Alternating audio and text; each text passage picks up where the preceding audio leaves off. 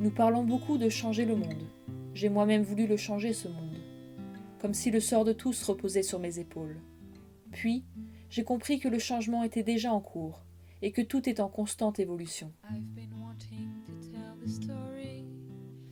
Aujourd'hui, je comprends qu'il ne s'agit pas seulement de changer le monde, mais qu'il devient essentiel d'y trouver sa place.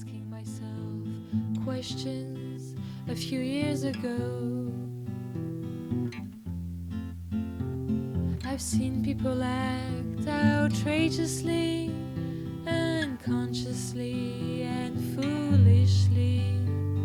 I've heard of so many contradictions and lack of meaning.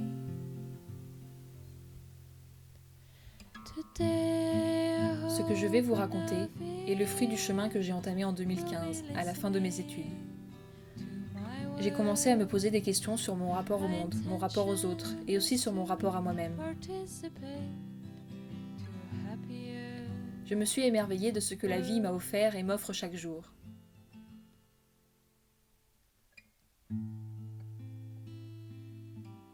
Je me suis positionnée par rapport à des valeurs pour m'aider dans mes choix. Cette histoire continue encore aujourd'hui alors que je tente de vivre ma vie autant que possible, de façon cohérente, à travers mes actions et ma communication. Je suis guidée par l'intention d'agir avec sens et intuition et par la volonté de contribuer à un monde plus juste, un monde plus constructif, un monde plus beau. Mon chemin m'a menée à travers la France et l'Afrique du Sud, où j'ai rencontré des personnes, comme moi, en recherche de cohérence.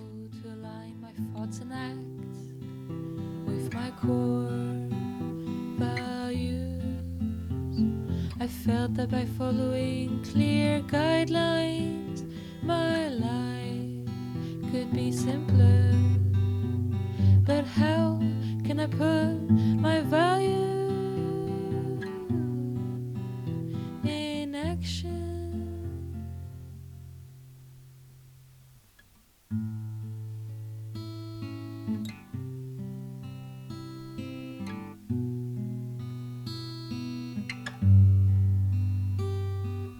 Magically, divinely. Ces personnes ont un point commun. Ce sont des personnes inspirantes. Et je souhaite vous partager ce qu'elles m'ont inspiré. Open your perception, open your mindset, open all your senses.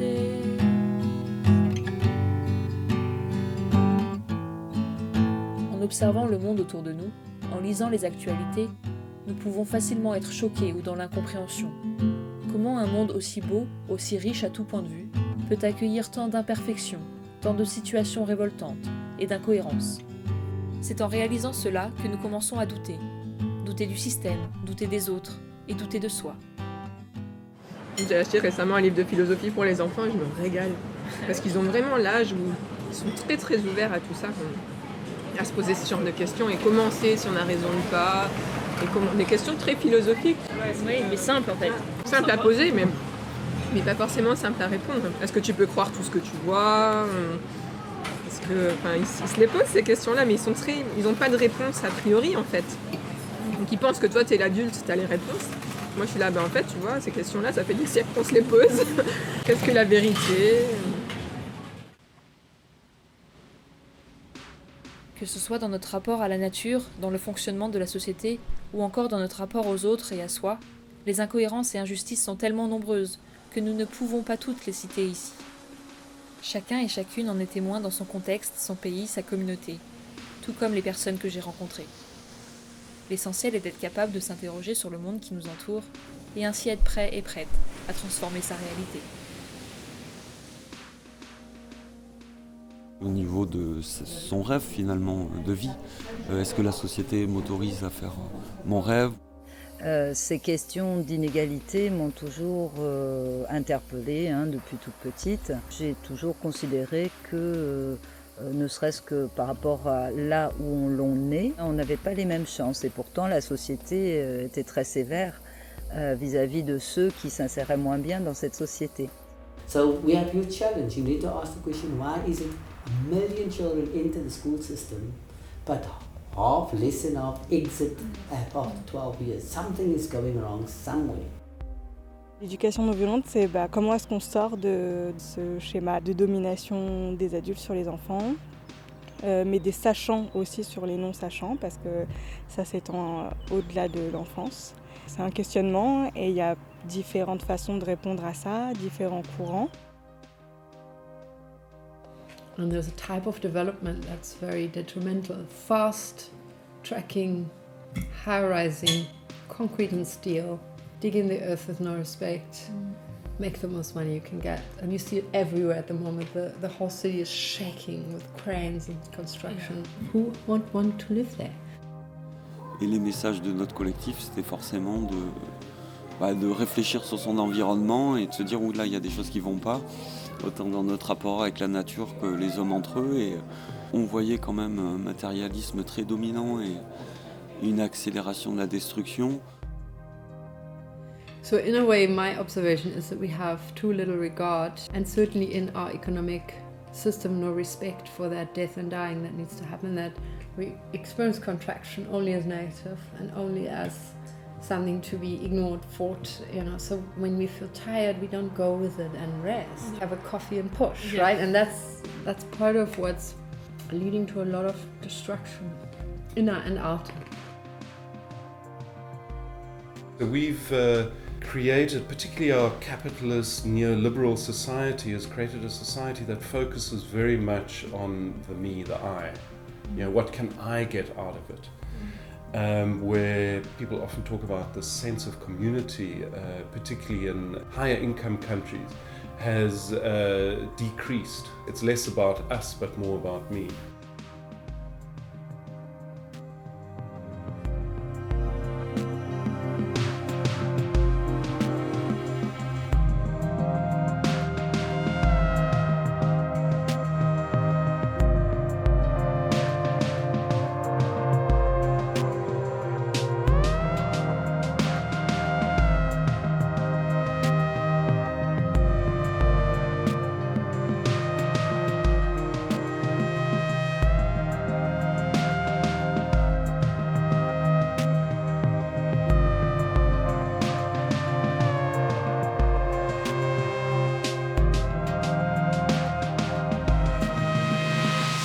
Interrogeons-nous sur pourquoi les choses sont telles qu'elles sont.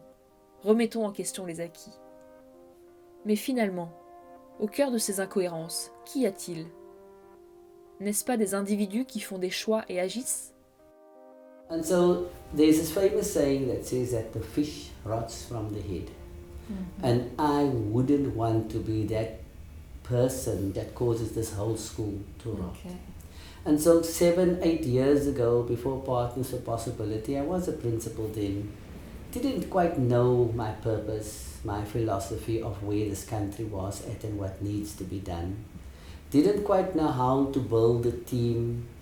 Partners for Possibility offered me an opportunity to firstly, to find my purpose and to have the kind of philosophy that I just expounded upon, sharing with you that our country has a crisis and what is my role in that.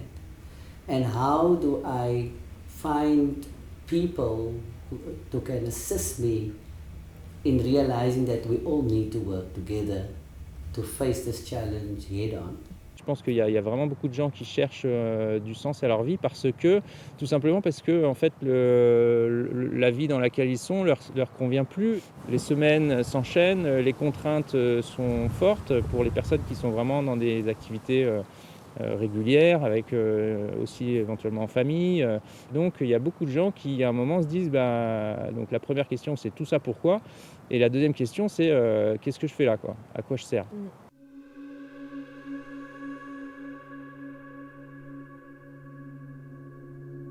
Pour avoir le loisir de se poser des questions sur la cohérence des valeurs, ça induit le fait qu'on ait déjà les besoins primaires satisfaits. Donc manger, boire, se loger. Et je pense que avoir le loisir de se poser toutes ces questions, c'est quand même un privilège.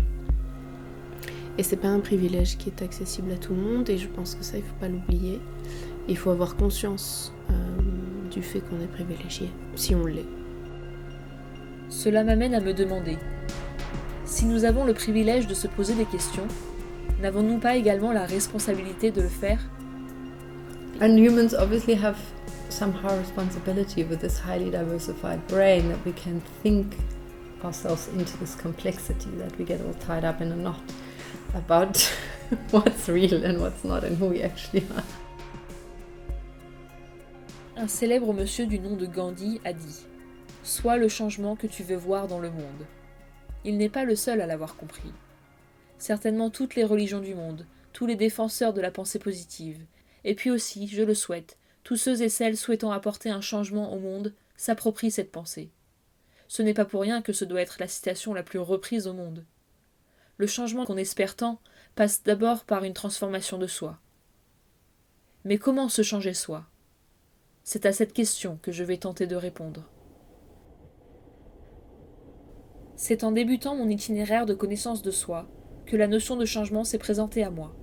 Plus nous nous connaissons, plus nous nous transformons, et plus nous nous approchons de qui nous sommes vraiment. C'est ce que j'ai appelé la recherche de cohérence. Qu'est-ce qui est important, qu'est-ce qui ne l'est plus, qu'est-ce qui te dessert, qu'est-ce que tu as envie de développer, et voilà, et en fait, plus on avance dans la vie, et comme on disait, en fait, les choses bougent, parce qu'on est différent à 20, à 30 et à 40. Et en même temps, il y a une partie de l'intérieur qui est le même. Effectivement, c'est aller chercher en soi vraiment comment on vibre, quoi, ce qui nous fait vibrer, et pas s'arrêter juste aux codes sociaux ou ce qu'on attend de nous, quoi. Exactement, il y a réellement une dimension très intuitive où le but est de se détacher du mental, donc de nos incessantes pensées quotidiennes qui sont très utiles, qui nous servent à nous lever le matin, à penser qu'il faut faire les courses, à toutes ces choses-là, mais qui du coup sont trop présentes et nous empêchent d'évoluer dans notre réel sens et dans le sens dont on a envie. Du coup, ça permet quelque part de dissiper la pagaille, tout ramener à notre intuition pour savoir vraiment ce qu'on veut. C'est un peu désapprendre ce qu'on a appris pour être qui on est, quoi. Désapprendre ce qu'on a appris pour être qui on est. Oui. D'accord. Je sais qu'être 100% en accord avec soi est impossible, mais c'est la conscience et l'effort investi qui sont porteurs de sens.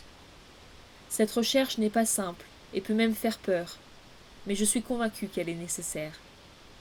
Often we're scared of what people might think or fearful of what people might think. We're fearful of looking bad or fearful of not looking good. So authenticity, I think, is quite closely connected with that, with fear.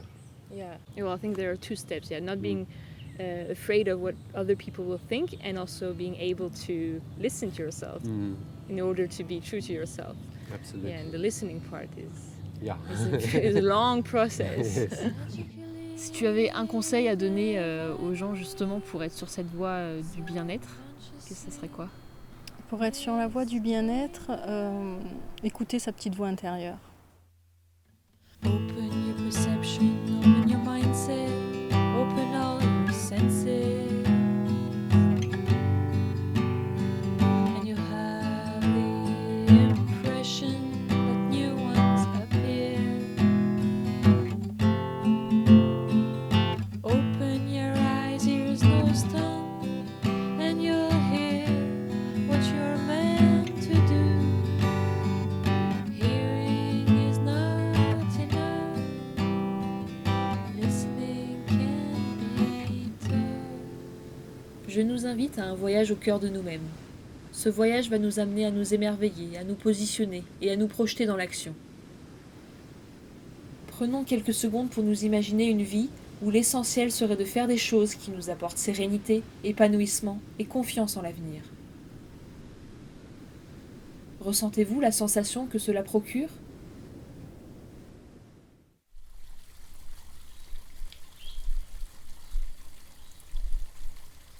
Cet émerveillement peut avoir lieu à 3 niveaux.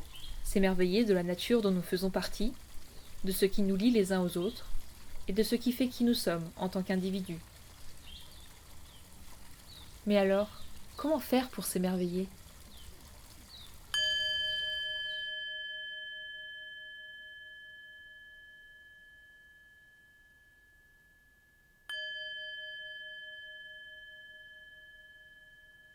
in the area of biodiversity, protecting plants and animals, fauna and flora. Increasingly, scientists, conservation organizations have started using the language of business. So you see words like natural capital, biodiversity resources. So what that is saying in our minds is all around, nature's there to serve us. It's a resource. Whereas, more and more thinkers and researchers are saying, what that does is really catastrophic in the long term. It might shift or create engagement in the short term, but all it does is saying, if we can attach a financial value to it, it's okay if we destroy there and make good somewhere else. Whereas what we need to do is strengthen that frame and set of values that says, nature's amazing and should be protected purely for what it is. It has a right to exist in itself. I think a part that I was very much in touch with in my childhood and then rediscovered at different moments in my life was also the interaction between people and the environment, or people and the natural forces. Okay. So I grew up in quite a wild place on an island in the North Sea, which I loved a lot, and which was one of those places, I think, where you can be very easily in touch with, call it your soul or yourself.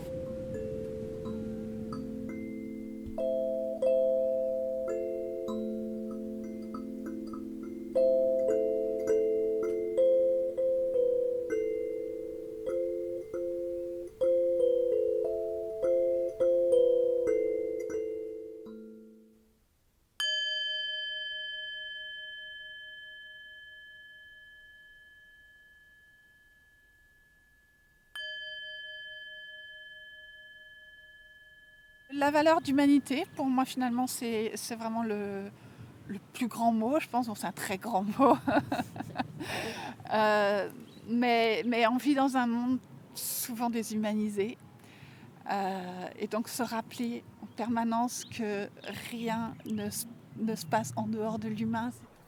Pourquoi on a perdu cette unité? Ça, c'est une bonne question. C'est difficile, je pense, d'y répondre très succinctement. Je pense que l'éducation, effectivement, dans laquelle qu'on a reçue, elle est plus sur apprendre à apprendre plutôt que d'apprendre sur soi, quoi. Voilà.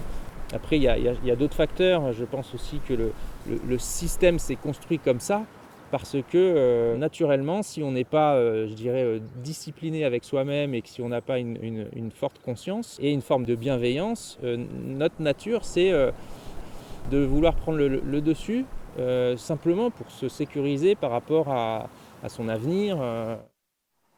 C'est une façon de voir les choses. Nous pouvons aussi penser que l'humain est intrinsèquement bon et que des conditions extérieures, plus ou moins contrôlées, ont induit en nous une certaine peur de l'autre. Quoi qu'il en soit, qu'arriverait-il si nous surpassions cette volonté de dominer l'autre et retrouvions cette capacité à accueillir l'autre et ainsi véritablement vivre ensemble? On n'est pas ici par hasard et que on est tous reliés. L'humanité, c'est une unité. On a tous un rôle à jouer pour petit à petit retrouver cette unité et ce lien qui nous unit tous. Quand on demande aux gens qu'est-ce qui a changé pour vous, c'est très souvent, on a une directrice d'école dans un petit village rural du Limpopo qui va dire maintenant j'ai un frère qui est blanc et j'aurais jamais cru que je pouvais avoir un frère blanc, il est un frère d'une autre mère, mais c'est mon frère. On ne peut pas peindre du noir sur du noir, ni du blanc sur du blanc, chacun a besoin de l'autre pour se révéler. Manu Dibango qui avait sorti cette phrase et nous on a fait un spectacle de pantomime autour de ça et c'est vrai qu'au bout d'un moment, l'arc-en-ciel il est arrivé de façon évidente et en plus que chaque couleur s'affirme dans ce qu'elle est et qu'on peut jouer du coup des jeux ensemble, il y a une chorégraphie qui nous est apportée là par la nature et que du coup on a une espèce de composition à essayer de recréer dans ce chaos humain où chacun veut faire ce qu'il veut, quoi. On retrouve une certaine harmonie, quoi. Voilà, et celui-là il n'est pas prôné par un maître spirituel ou par un politique, quoi. Il appartient à la nature, c'est son délire, c'est un petit chef-d'œuvre de la nature. Et nous ça nous va bien d'avoir comme repère des choses que l'humain ne peut pas s'accaparer, quoi. On ne peut pas attraper un arc-en-ciel.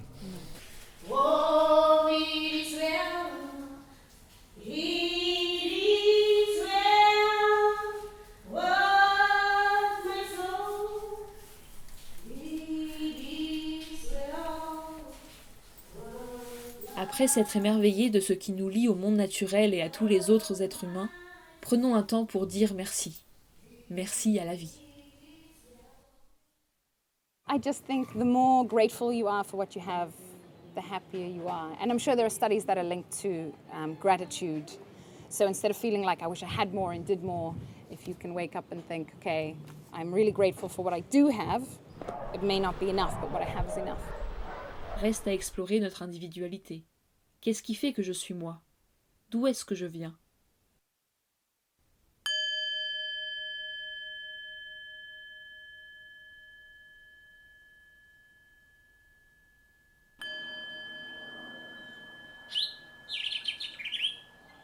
So yeah, what about you?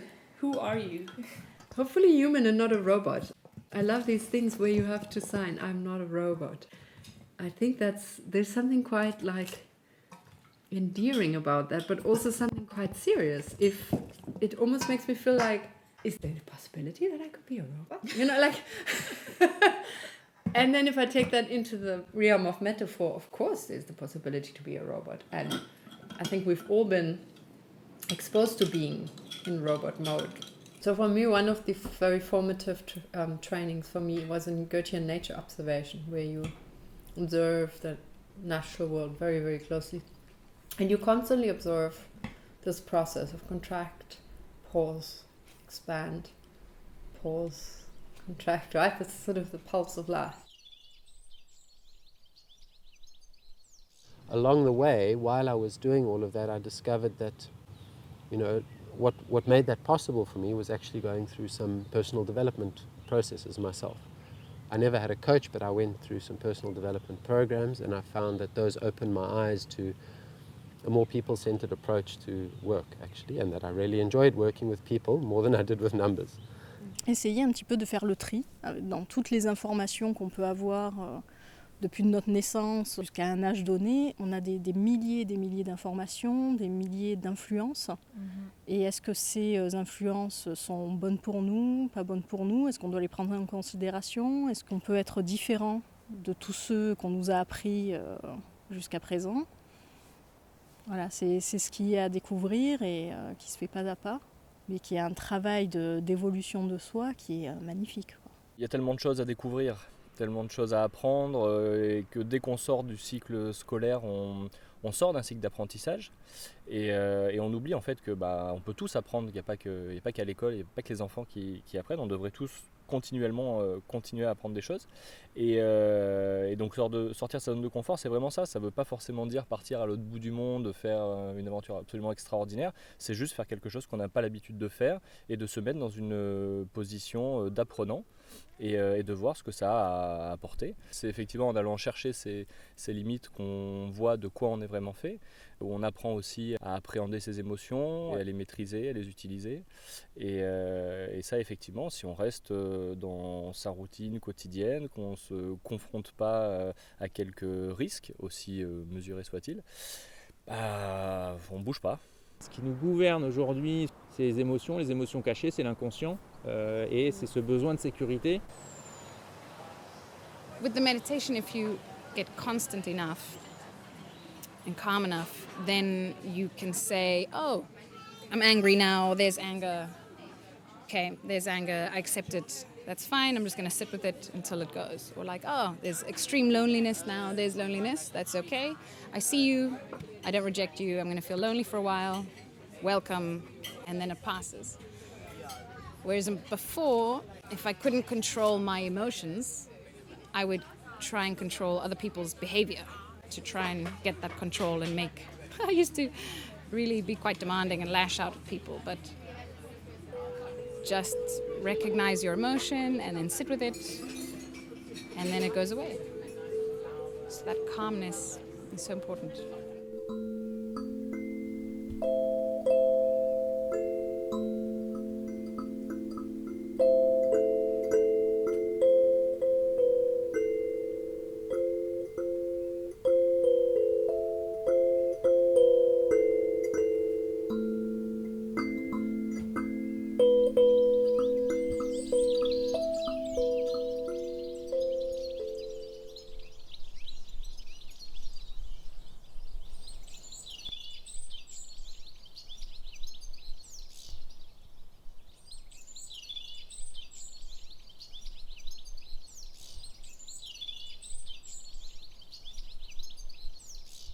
hopefully I'm a human being who is alive and who is somehow in touch with her destiny and her gifts. Awesome. And otherwise walking the journey best I can, just like everyone else. Remember of what makes you alive. Remember of what makes you happy. Remember of what makes you alive. Remember of what makes you happy.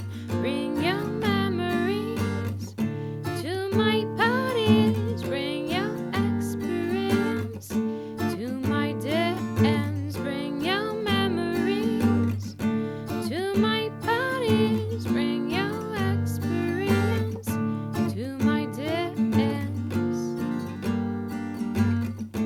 To my dear ends. To my dear ends. To my dear ends. Pourquoi c'est si important ? Parce qu'on aspire tous au bonheur et que le bonheur, c'est avoir une journée qui correspond à qui je suis, qu'est-ce qui est important pour moi, qu'est-ce que j'aime faire, à quel rythme. Pourquoi c'est important d'être en connexion avec soi ? C'est simplement pour être dans une vie satisfaisante, quoi. Voilà, pleinement satisfaisante.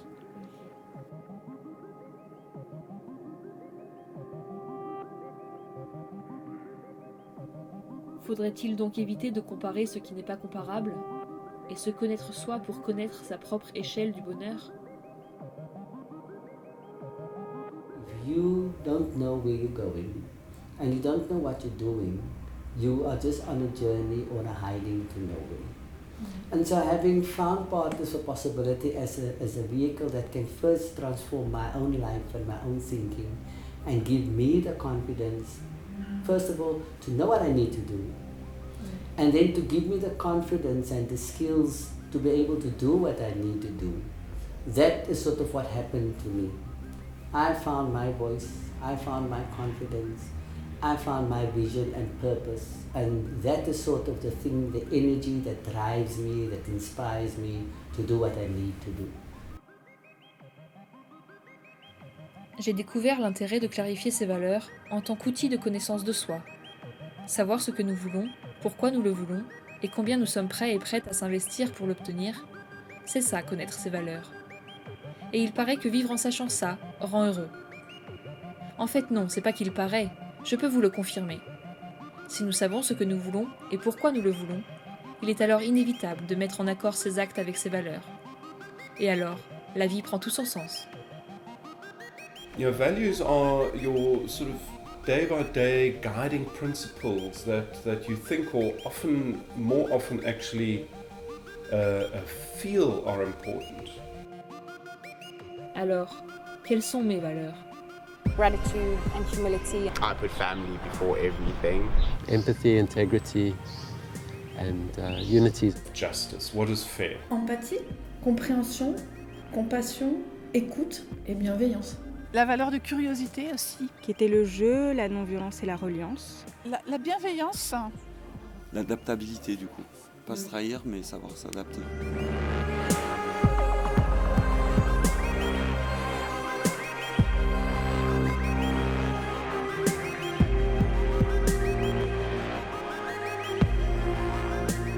So is it determined by our education, our culture, or just we can decide, okay, this will be my value? So values are acquired through what we call our lived experiences, and there possibly is even a genetic component to it. But that aside, you know, how you grew up, who you grew up with, what your parents' values were, who you played with, what school you went to, what media you read or played or engaged with. You know, it's really the sum total of all our experiences. Alors, avons-nous tous des valeurs différentes, ou bien existe-t-il un système de valeurs dans lequel, en tant qu'humains, nous pouvons nous retrouver ? In the 90s, someone called Shalom Schwartz, a social psychologist who was building on the work of Rakich and others, identified 58 values that were more or less common to most of humanity. And this work now spans, I think, 80 countries and 50 or so languages. And then in later research, those 58 values were then grouped into 10 groups. And those include hedonism, stimulation, self-direction, universalism, benevolence values, conformity, tradition, security, power, and achievement values. Voilà une proposition de valeurs universelles dans lequel nous pouvons nous positionner. En tant qu'humains, nous pouvons être motivés à la fois par l'affirmation de soi, l'ouverture au changement, la transcendance de soi et la recherche de stabilité. These 58 values and the 10 groups are universal in two senses. They're universal globally and they're universal in us. So what's interesting about values is I always thought they were fairly hard-coded, but they can shift moment by moment.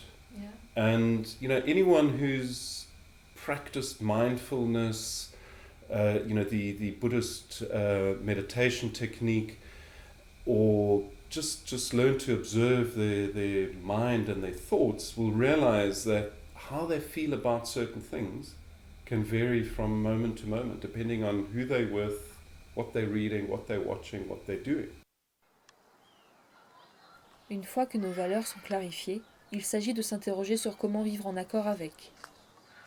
J'ai demandé aux personnes que j'ai croisées ce qu'est la cohérence selon elles. For me, it's being the same person over time and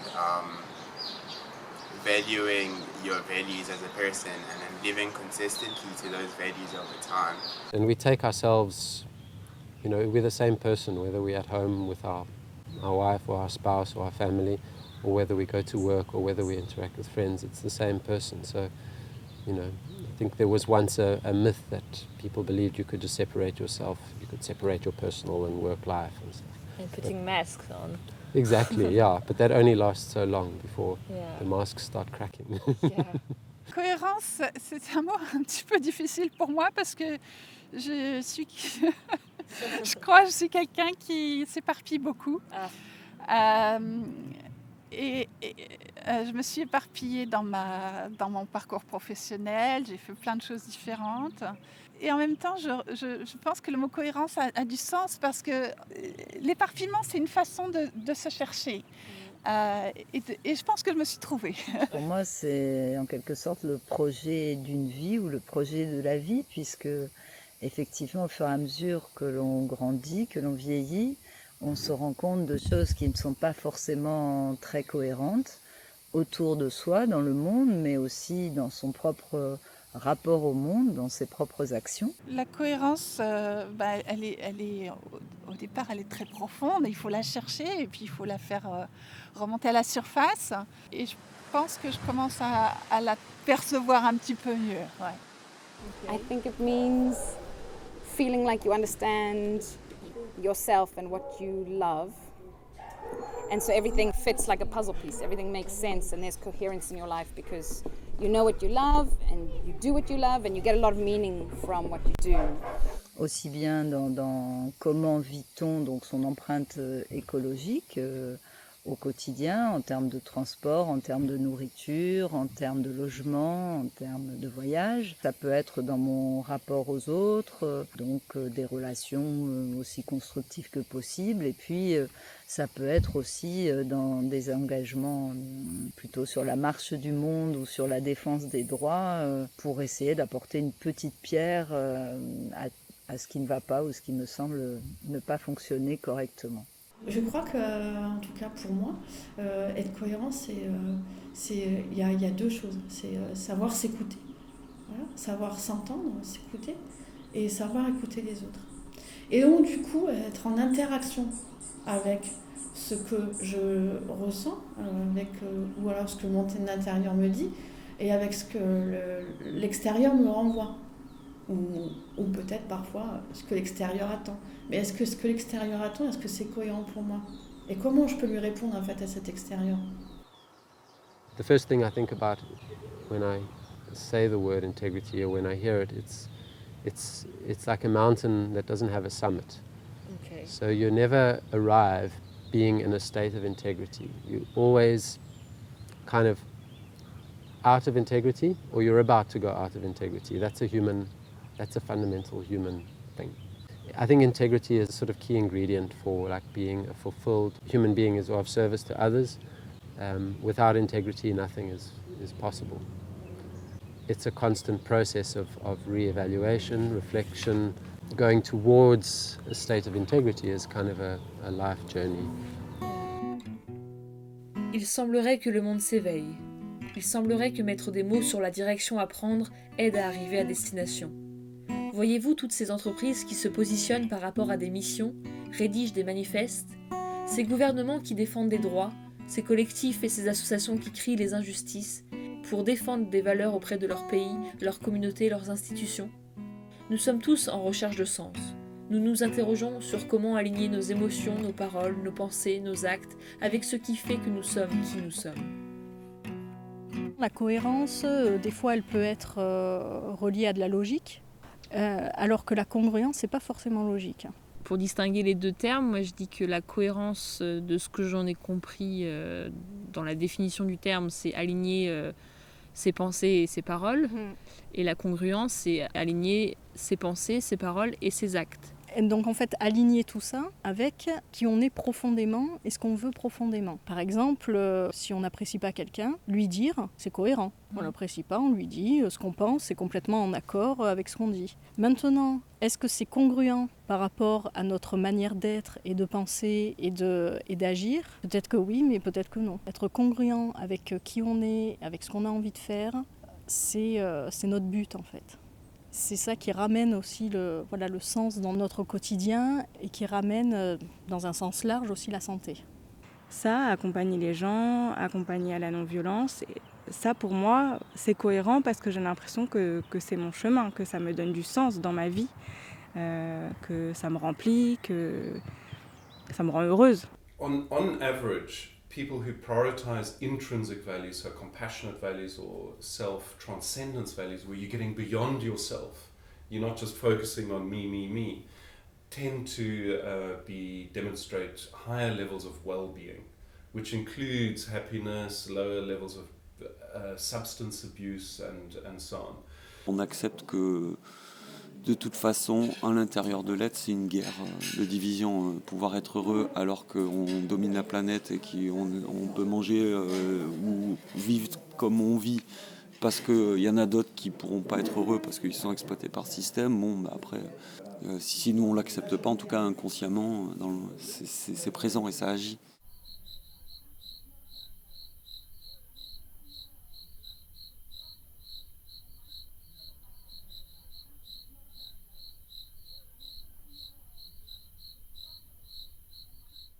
The word coherent to me sort of says we're trying to be maybe more than we can as humans. The plant is okay with its plantness. It was very Doesn't fun. want to be something else. Yeah, it's not striving, if I'm a cactus, I'm not trying to be a baobab. But as humans, we do that. Certains estiment avoir des valeurs plutôt négatives, qui les retiennent de vivre pleinement d'autres valeurs plus souhaitables.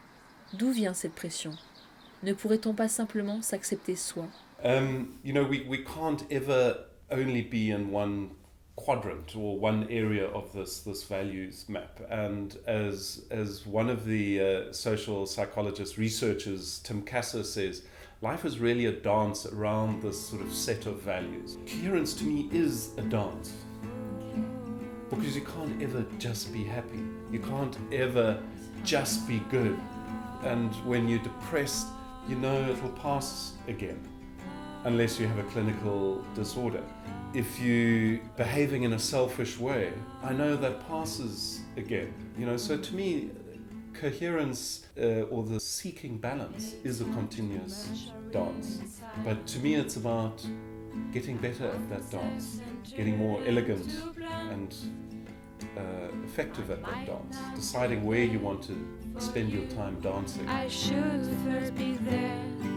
Pour moi, la cohérence est une musique, et c'est une musique interne.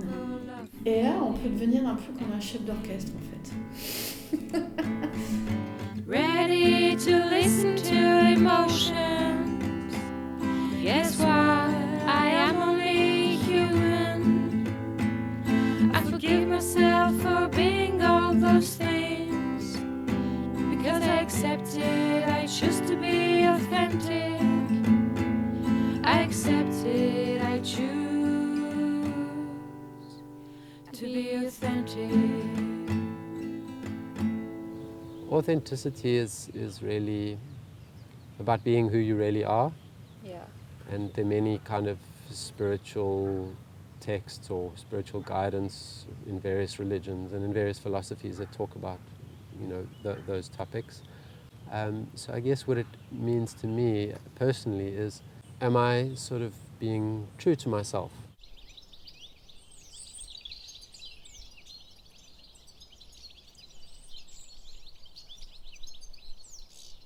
Am I saying yes when I mean yes? Am I saying no when I mean no? Or am I holding something back? And I don't often know that in the moment.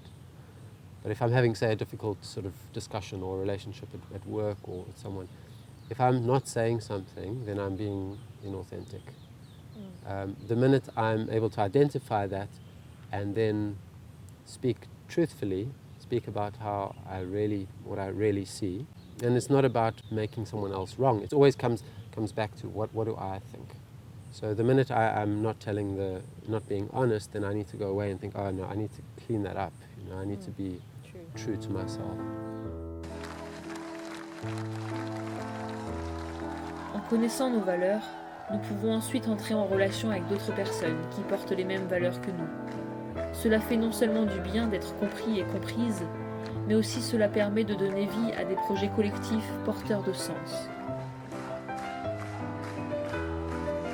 Cependant, il est raisonnable de garder les pieds sur terre et ne pas finir par penser que le monde entier a changé et est aligné sur les mêmes valeurs que soi. Le monde reste riche d'une pluralité de visions, d'opinions et d'approches. I've made that mistake before when I really got engaged in the topic of climate change.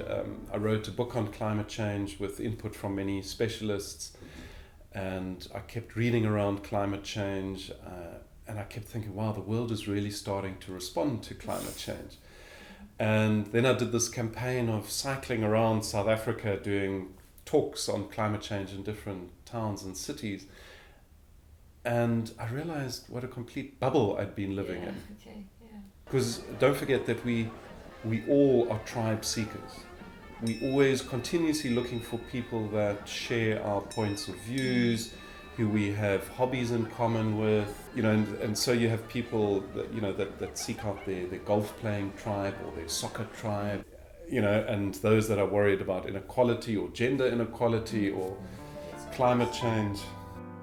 L'autre risque que je vois est d'avoir envie de convaincre l'autre car nous pensons détenir la vérité.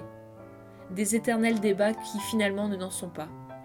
J'estime que dans beaucoup de cas, il est tout à fait possible de faire cohabiter différentes visions ou différentes manières de faire.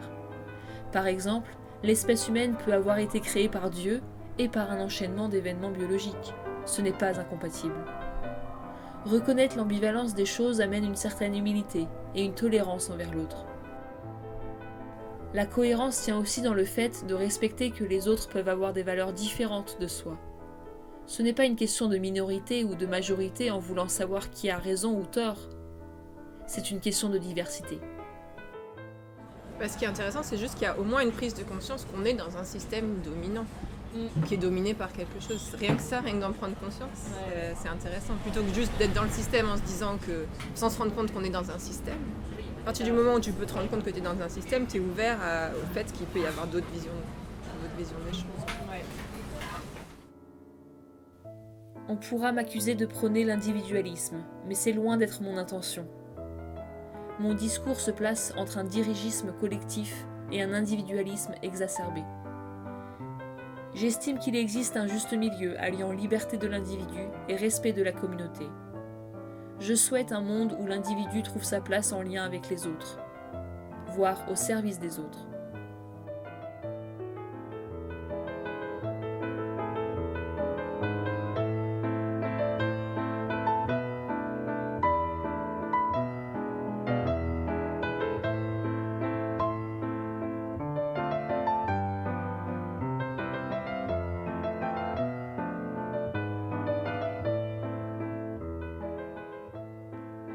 Alors comment allier nos valeurs personnelles à celles du collectif? Comment vivre ensemble en cohérence? Integrity is, it's about you, but it's also about others as well. Je sens bien que être heureux, c'est aussi voir les autres autour de moi qui sont heureux aussi, et beaucoup même. Et tout à l'heure, tu parlais de faire en sorte que toutes les personnes de l'équipe éducative aient la même vision. Et donc selon toi, c'est vraiment important. Enfin, est-ce que ça marche vraiment le fait qu'il y ait une cohérence dans la vision des personnes impliquées auprès des élèves? Non seulement ça marche, mais ça change tout en fait. Ça change tout parce que très souvent, au moment où on commence à intervenir dans des écoles, on voit des rivalités au sein de l'équipe. Et on comprend parce que tout le monde a ce besoin de se développer et se sent frustré de ne pas se développer. Donc il y a un fondement tout à fait naturel en fait dans ces tensions-là. Mais quand les gens agissent les uns contre les autres, c'est toujours les enfants qui payent les frais de ça. Donc ça, c'est tellement triste en fait. Et généralement, les enseignants ont vraiment en eux le souhait de faire ce qu'il faut pour le bien des enfants. Quand on arrive à remotiver cette motivation, quand on arrive à leur rappeler que s'ils ont choisi d'enseigner, c'était quand même pour ça au départ. C'était quand même parce qu'ils voulaient donner leur chance aux enfants et que le meilleur moyen de donner sa chance à un enfant, c'est que toute l'équipe se soude. À ce moment-là, vraiment, tout devient possible, quoi. C'est incroyable à quel point ça libère une énergie différente et les gens redeviennent heureux de travailler ensemble. Ça redonne une énergie à tout le monde, en fait. Et c'est vraiment cette énergie-là qui est précieuse et qu'on recherche. I mean, in South Africa, the buzzword for me is diversity. So we are all different, but we're also alike. And I don't think people can maybe see that the more we think we're different, the more alike we are. If we don't open our mouth and we don't look at the color of our skin, we all have 2 arms and five fingers, etc. So there's many things that can unite us. So for me, coherence meaning the same thing, that you would look at what are the things that can pull us together. And I think authenticity is wonderful because it's powerful because it opens up the opportunity, usually, for others to also be more authentic. When you speak honestly, when you speak truthfully, then people can do the same, and often that has a transformative effect. La paix, si on veut vraiment qu'elle soit là, efficace, stable, il faut que chaque individu révèle sa couleur. Et que le bleu, il ne pourra jamais être comme le jaune, quoi. Mais c'est pas un problème, au contraire, c'est un avantage, quoi. C'est une richesse. Donc c'est ça l'arc-en-ciel, c'est quand on comprend qu'on n'aura jamais la bonne solution si on ne s'ouvre pas au collectif et on n'affronte pas le regard du cercle, quoi. Celui qui va voir d'autres aspects que nous on ne voyait pas. But it's a bit hard because to speak honestly, well, you're always afraid of the reaction of the other one. Exactly, yeah. But I guess we can add to that the thing that we're not responsible for other people's reactions, so we're just responsible of what we feel and what we think and how we act.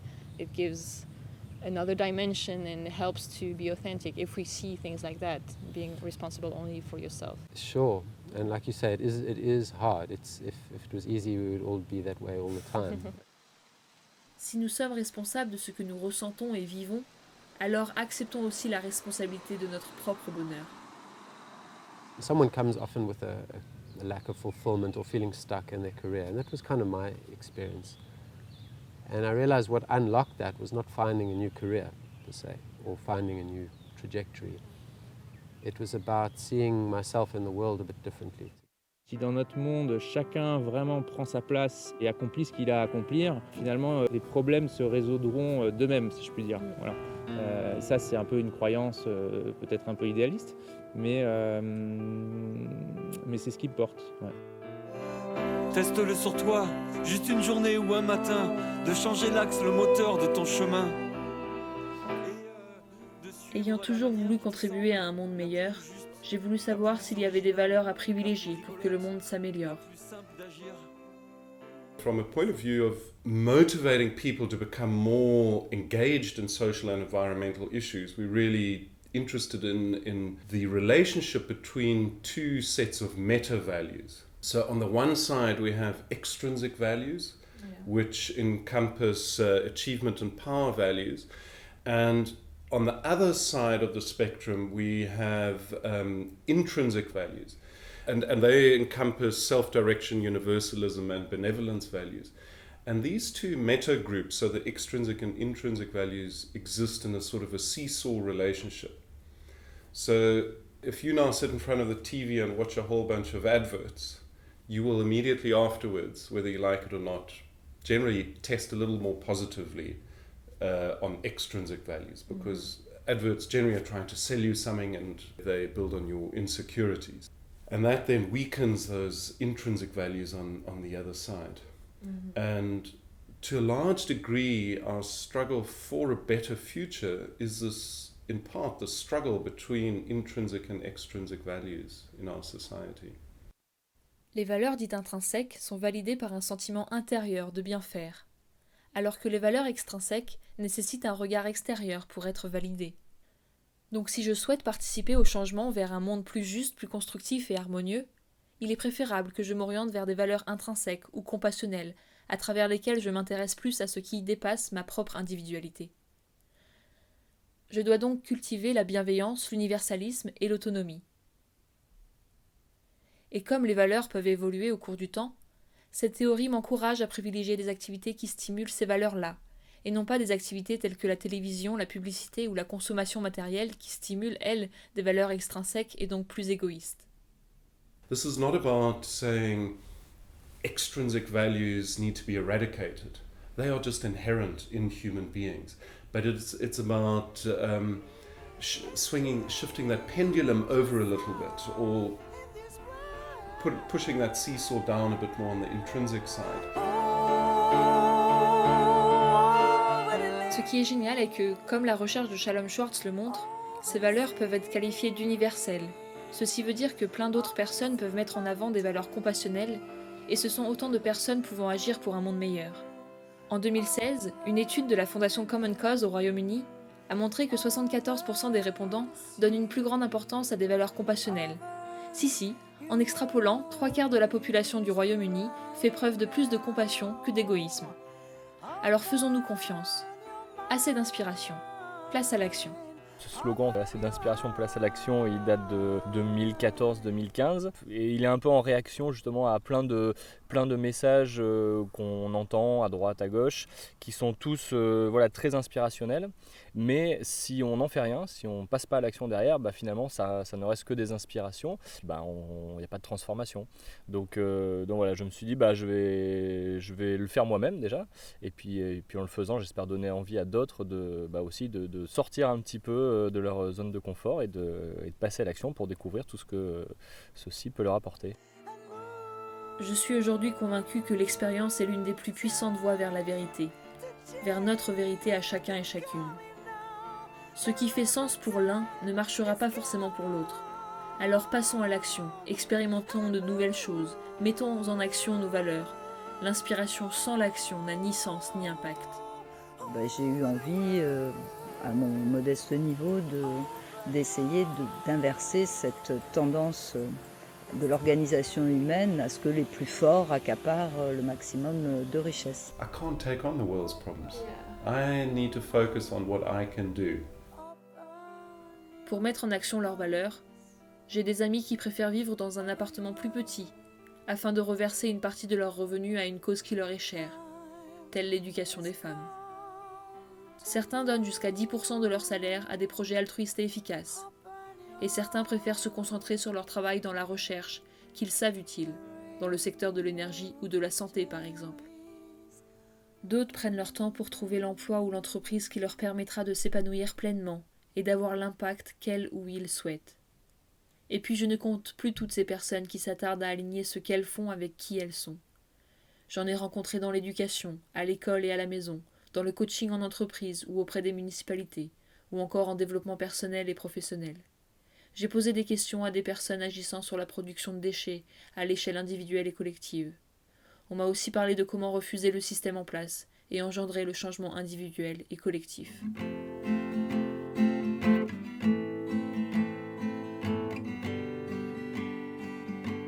But I relate education to the story of the starfish. We found some gentleman walking on the seashore at the beach, and in the distance he saw that there was an old man picking up these starfish that washed ashore, and he started tossing them back into the ocean. And he told the old man, "You're wasting your time. You can never save all of them." But the old man picked up one, politely turned and just tossed it back into the ocean. He said, "I made a difference to that one." So we can't save all the children, but we can try and save one or as many as we can. I believe that education is the one thing that can make people humble, make people understand the importance of thinking and reflecting. Et très souvent, les directeurs d'école, quand on les rencontre, ils nous disent « Je suis sur le point de démissionner, j'en peux plus, j'ai envie d'arrêter, j'y arriverai jamais ». Donc c'est les faire sortir d'abord eux personnellement de cette crise personnelle pour les faire arriver à un stade où eux, ils vont dire « J'ai énormément à apporter, j'ai plein de potentiel ». Parfois, ils ont cette attente, en fait. Ils voient arriver quelqu'un qui... peut-être dont ils imaginent que leur statut est supérieur, etc. Et ils se disent « Ah, je vais laisser conduire ce partenaire ». Et on leur dit « Non, non, c'est toujours vous qui conduisez ». Et je me suis rendu compte très vite en étant animatrice que je reproduisais les schémas classiques de l'adulte qui sait, qui impose, qui crie, qui se fâche. Et que je me suis dit « Waouh, comment est-ce qu'on fait pour éduquer les enfants différemment ?» Et je me suis dit donc l'éducation dans la famille, c'était aussi très important. Et du coup, j'ai créé mon association où je fais des ateliers parents-enfants et des apéros des parents pour soutenir la parentalité. Donc, voilà, pour créer du lien dans les familles, pour accompagner les parents dans ces questionnements.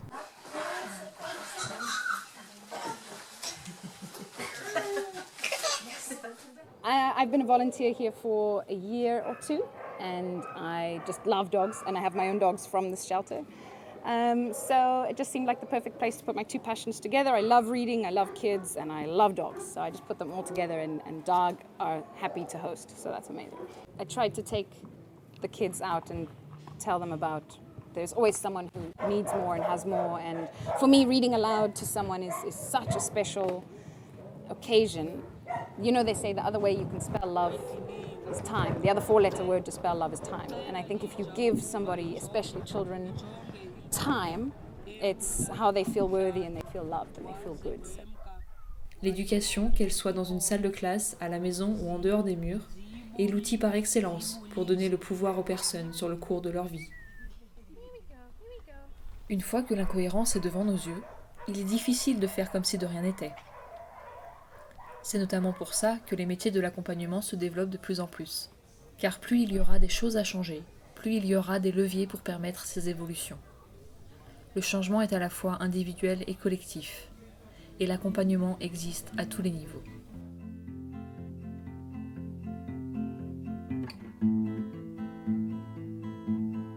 Coaching ultimately is a way of encouraging people to be more authentic, to be more who they really are. Those kind of coaching and facilitation skills are very useful in all the workshops I do and all the interactions I have with city officials. I'm not coaching them directly, but the coaching ideas are quite helpful to build the relationships that one builds in more technical work. I also, over the years, have had a few personal clients, and I've worked with them on a wide range of things, whatever's important to them. But usually it's related to kind of career fulfillment type of questions. That's the most common thing that people, at least the people I've encountered, have come to coaching for. Dans l'entreprise en général, je constate qu'il y a quand même beaucoup de gens qui sont en cours de carrière, qui veulent changer, qui ne savent pas trop comment s'y prendre, qui aussi dans le contexte actuel ont peur de partir et de ne pas retrouver de travail. D'où l'idée effectivement de proposer une expérience de vie en collectivité pendant plusieurs mois. Toutes les personnes étant concernées par la même thématique qui est de retrouver du sens à son projet de vie et de construire un projet professionnel qui soit en adéquation avec ses aspirations profondes, ses motivations, sa vision du monde. Le coaching intuitif, c'est donc une technique assez singulière donc de développement personnel qui passe par plein d'outils, donc des outils de la naturopathie, des outils d'équilibre émotionnel, également des outils du quotidien, regarder les choses d'une manière différente. J'ai eu un accompagnement comme ça pour quelqu'un qui était comptable et qui avait des soucis dans son boulot. En apparence, ça avait l'air chouette, mais la personne, elle se sentait pas bien et il y a tout qui dysfonctionnait dans sa vie par rapport à ce truc-là. Et petit à petit, à force de tirer des fils, on en est venu, enfin lui surtout, il en est venu au fait que sa grande passion c'était de faire de la photo et photographier les animaux. Et c'est quelqu'un qui maintenant est super heureux, qui fait des photos magnifiques. Il y a plein de choses qui se sont arrangées dans sa vie, notamment au point de vue de sa santé, au point de vue de son couple, au point de vue de plein de choses. Tout dysfonctionnait et il a remis du sens, il a remis de la congruence avec qui il était vraiment. Et maintenant ça roule. Les clés à nos questionnements ne résident pas nécessairement dans le premier programme de développement personnel qui se présente à nous.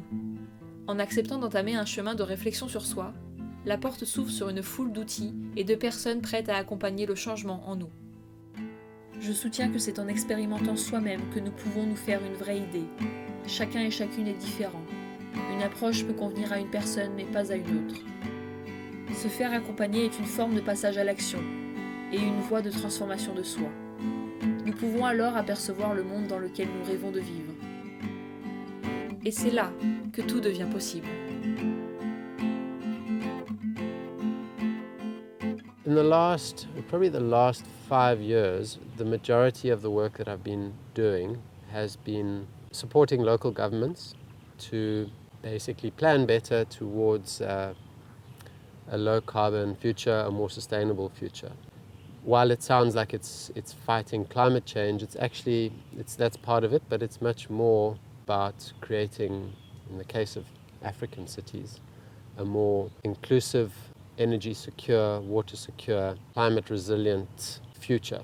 And the focus on cities has been really important for me because that's where human development is largely happening. That's where people are coming to.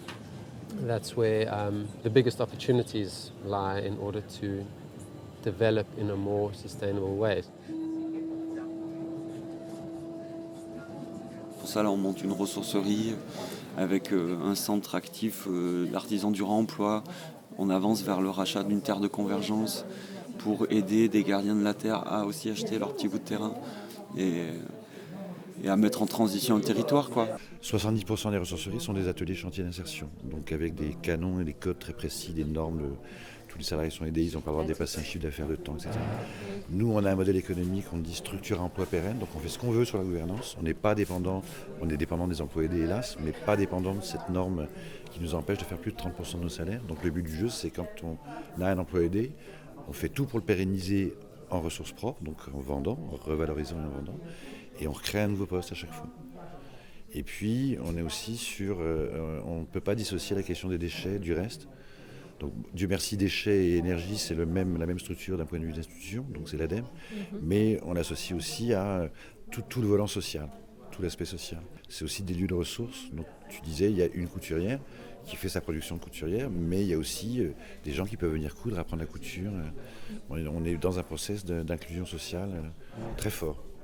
Donc là, le Vigan a un peu valeur d'exemple justement dans cet aspect transversalité, interdisciplinarité. Dans les ressourceries, c'est peut-être celle qui est la plus exemplaire en France de toutes celles que je connais en tout cas. Moi, je suis aujourd'hui attentif au fait que les bénévoles qui viennent dans la ressourcerie viennent soigner leur syndrome de Diogène. Le syndrome de Diogène, c'est les gens qui ne peuvent pas s'empêcher d'accumuler chez eux, de garder. Ça servira un jour à quelque chose. On accumule, mais ça va servir à quelque chose. Ça, ouais. Enfin, ça repart dans ça a une vraie deuxième vie. Oui.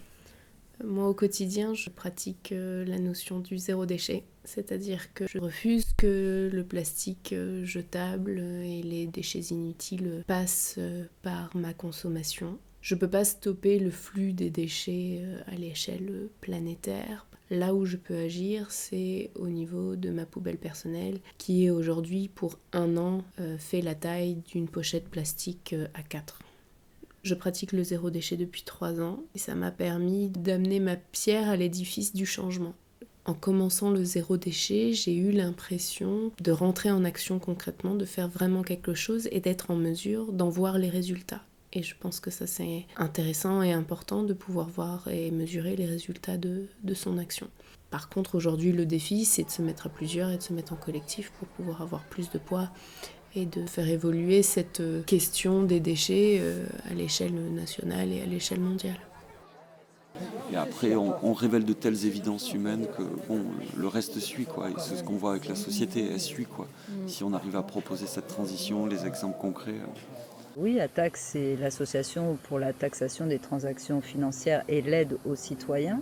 Donc l'idée, c'est quand même d'aider à décrypter ces problématiques qui semblent parfois aux gens complexes.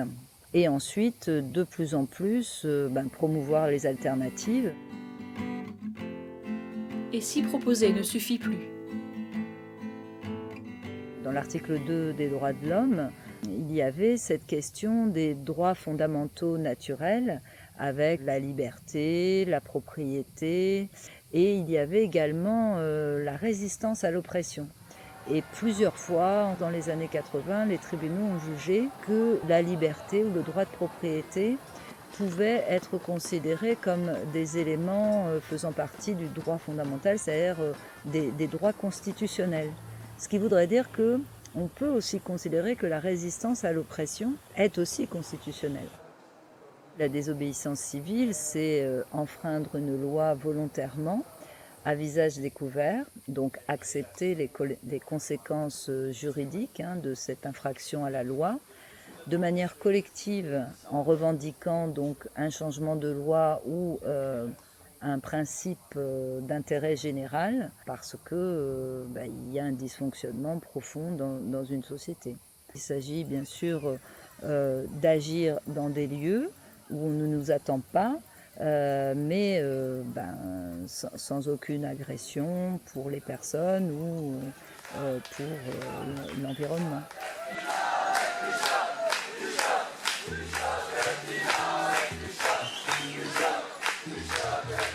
Non, ils lâcheront pas l'affaire, on est là pour la Terre, et on est des enfants de la Terre, et c'est notre mission première, quoi. Après, avec tout un processus où on doit être bienveillant de la communauté humaine et de ce qu'elle fait forcément pour respecter la Terre. Donc agir fortement, pas s'isoler dans la nature, quoi. Mais une action sur la société. Certains inspirent à passer à l'action, d'autres accompagnent vers un changement. D'autres mettent en place des alternatives au système dominant. Et encore d'autres dénoncent les incohérences. Mais tous ont saisi les occasions pour mettre en action leurs valeurs et ainsi mettre du sens dans leur vie. Il y a différentes échelles pour agir, dans l'urgence ou sur le long terme. Il n'y a pas qu'une seule réponse aux enjeux, ni qu'une seule recette sur comment faire. Libre à chacune et à chacun de trouver sa place. Il y aura toujours une bonne excuse pour pas faire. Il y a toujours une raison, la famille, le travail, le temps, l'argent, et en fait c'est très souvent des fausses raisons. N'attendez pas le bon moment, il n'arrivera jamais, c'est juste maintenant. La qualité des résultats dépend des actions qu'on entreprend. La qualité des actions qu'on entreprend dépend de la réflexion qu'on fait en amont. Et la qualité de la réflexion qu'on va faire dépend des relations dans lesquelles on se trouve au moment où on fait cette réflexion. Donc en fait, tout commence par le relationnel.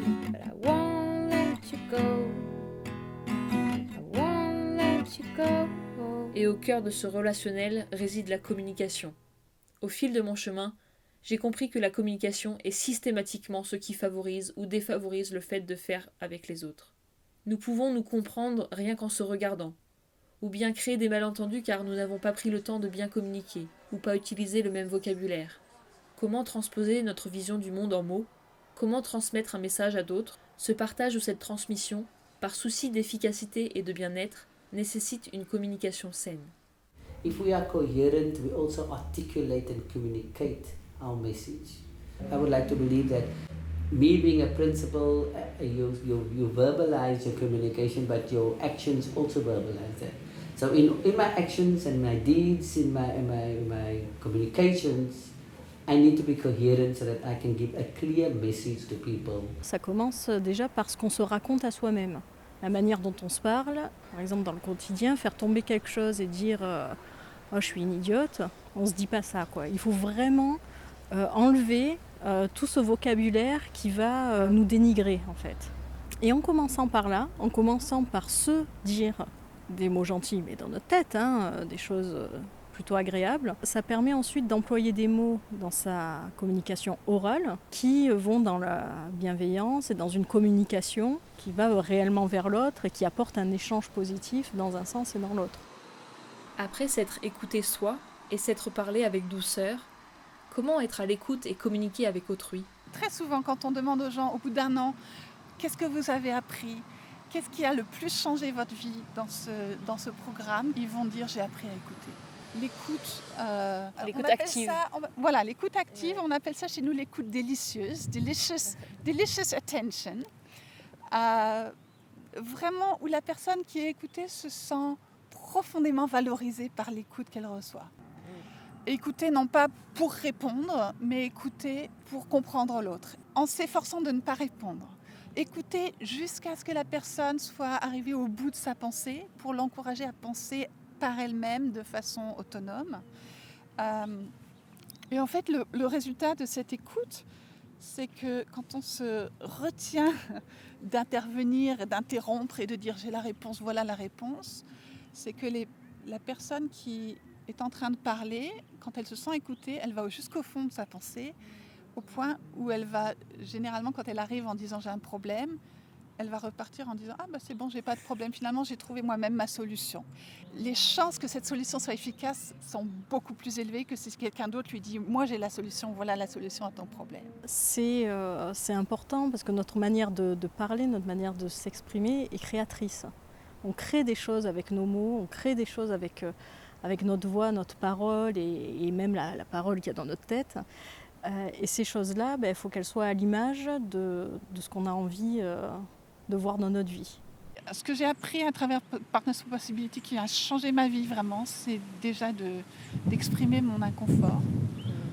Quelque chose que j'aurais jamais fait avant parce que j'aurais plutôt tendance à rester avec ce sentiment-là et à le taire par embarras. Et en fait, je me rends compte que quand on l'exprime, c'est le meilleur moyen d'arriver à le dépasser et d'arriver à se comprendre, mais aussi l'exprimer avec bienveillance. C'est-à-dire que, voilà, si c'est quelque chose qui me dérange, je pars du principe que la personne qui m'a peut-être blessée ou qui m'a dérangée n'a pas voulu le faire, qu'elle a fait quelque chose par bienveillance. Et moi aussi, avec bienveillance, j'aborde le sujet, j'aborde la conversation et finalement, les choses après se résolvent très facilement.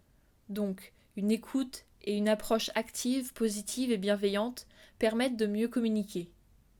Mais comment peut-on faire entendre un message et tenter d'engager d'autres personnes avec soi vers un changement quel qu'il soit ? In communicating with people, we have to some degree, understand how they are thinking about certain subjects.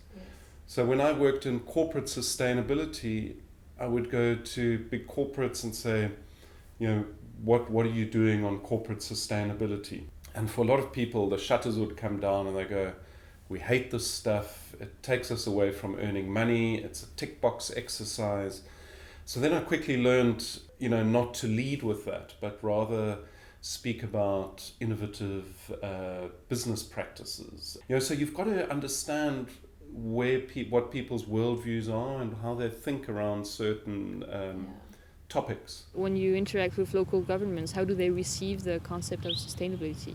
On the one hand, mostly people who actually work very hard with many different pressures and are also misunderstood in many ways in terms of what you hear in the media about or what people perceive to be true about government officials. They're lazy, they're uneducated, you know, they don't care. That hasn't been my experience at all. Mostly I find people who are very committed, very hardworking, and who are willing to do the right thing. They don't always know how, and they don't always have the energy or the know-how, but almost always I meet people who are fundamentally there to be of service and who want to do the right thing. And when it comes to sustainability, they sometimes collapse the meaning of sustainability and they think it's about, you know, cleaning up litter or whatever. But that's fine. I think, you know, however they relate to it is fine. My job is also to kind of open their eyes to what else it could mean. Certains ont adopté la communication non violente ou bienveillante, d'autres la communication circulaire. d'autres l'approche centrée sur la personne, ou encore une communication intégrant les représentations initiales du destinataire du message. Toutes ces approches ont comme valeur centrale la bienveillance. Il ne suffit pas de dire que nous souhaitons l'être pour devenir bienveillants. C'est une attention de tous les jours sur la posture que nous choisissons pour interagir avec soi et autrui. Et pour vous, qu'est-ce que la bienveillance ?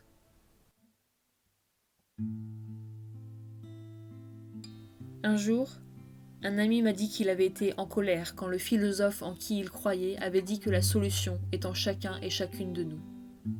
Que c'est à chaque individu de faire son cheminement afin de penser, sentir et agir dans la même direction. Mon ami ressentait l'urgence à lutter pour un monde plus écologique et plus solidaire. Et pourtant, on lui disait que la démarche doit d'abord être individuelle avant d'être collective. Et j'entends beaucoup de personnes autour de moi dans cette incompréhension.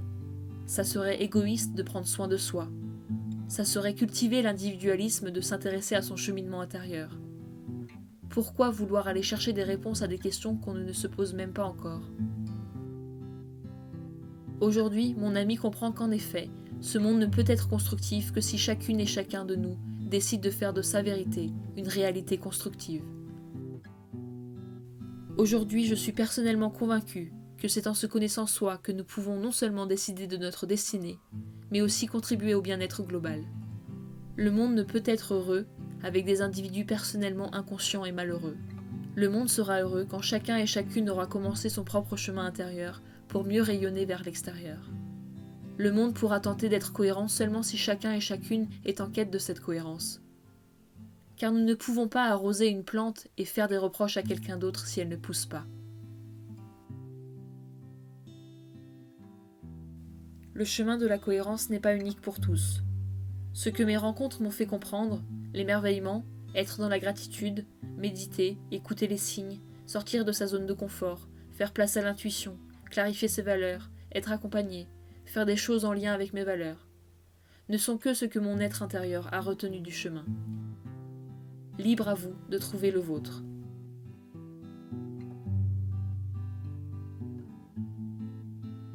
Aujourd'hui, j'ai espoir. À travers les rencontres, j'ai vu des personnes capables de se poser des questions, de bousculer les codes. J'ai discuté avec des personnes qui sont en chemin, chacune à son niveau. J'ai vu des jeunes étudiants et étudiantes s'interroger sur le sens de leur futur métier et imaginer le monde auquel ils veulent contribuer. J'ai vu des gens heureux, des gens moins heureux, mais des gens qui vivent. J'ai vu des mouvements se créer, des idées émerger, des projets se faire, et j'ai surtout vu ma vie se transformer depuis que j'ai commencé ce chemin. Et ça, je vous le souhaite à tous et à toutes. Magically, divinely, subconsciously, this came up. Open your perception, open your mindset, open all your senses. And you have the impression that new ones appear. Open your eyes, ears, nose, tongue, and you'll hear what you're meant to do. Hearing is not enough, listening can be tough.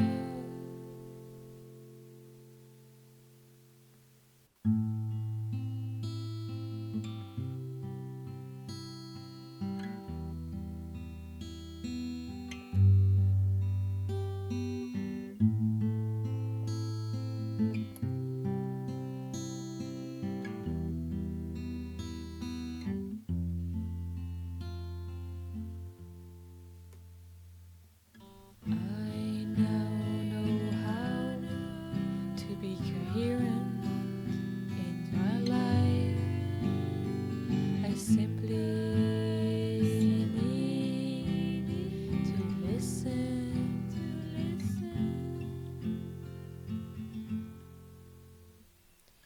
Don't think, evaluate, or analyze the pros and cons. Listen to what your bones are saying. Listen to what your heart is whispering. Listen to to what your skin is yelling. Through your body, your soul, your spirit, and the consciousness within you have the opportunity to message you. To listen, you need to open your perception, open your mindset, open up